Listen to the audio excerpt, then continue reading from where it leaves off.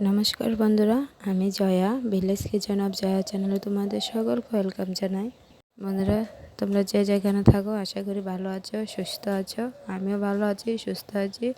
গাছে ফুলগুলো সুন্দর লাগছিল, তাই তোমাদের সাথে শেয়ার করলাম।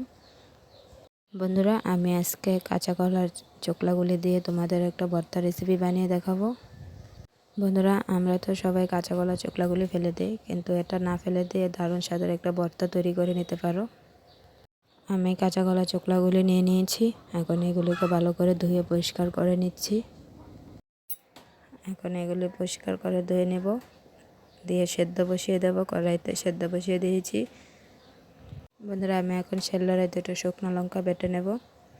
শুকনো লঙ্কাটা বেটে নিচ্ছি। শুকনো লঙ্কাটা বেটে নিয়েছি।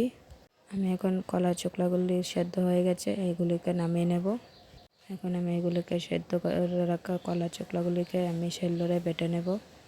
আমি লঙ্কাটার সাথে চোকলাগুলি বেটে নিচ্ছি।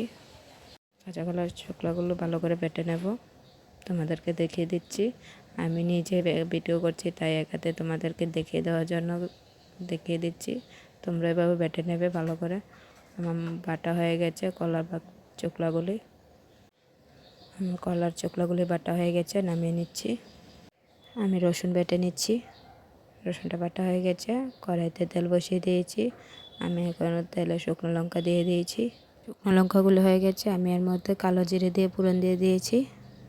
আমি এর মধ্যে এখন বেটে রাখা কাঁচা কলা চোকলাগুলি দিয়ে দেবো। বেটে রাখা কাঁচা কলা চোকলা দিয়ে দিয়েছি। আমি এর মধ্যে রসুন বাটা আর শুকনো লঙ্কা বাটা একসাথে বেটে নিয়েছি, তোমাদেরকে দেখিয়েছি। বাটাটাও দিয়ে দিয়েছি। দিয়ে আমি এখন এর মধ্যে হলুদের গুঁড়া দিয়ে দেবো, স্বাদ মতো লবণ দেব, দিয়ে ভালো করে কষিয়ে নেব। বন্ধুরা, তোমরা এই রেসিপিটা বাসায় ট্রাই করে দেখো। ফেলে দেওয়া কাঁচা কলা চোকলাগুলি যে এত স্বাদের হয়, তোমরা ট্রাই না করলে বুঝতে পারবে না।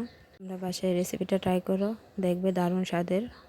আমিও প্রথমবার ট্রাই করছি, তোমাদের সাথে রেসিপিটা তাই শেয়ার করলাম। বন্ধুরা, ভর্তাটা সত্যি খুব ভালো হয়েছিল। তোমরা বাসায় ট্রাই করে দেখতে পারো, আর আমাকে কমেন্ট করে জানাবে রেসিপিটা কেমন লেগেছে। ভর্তাটা রেডি হয়ে গেছে।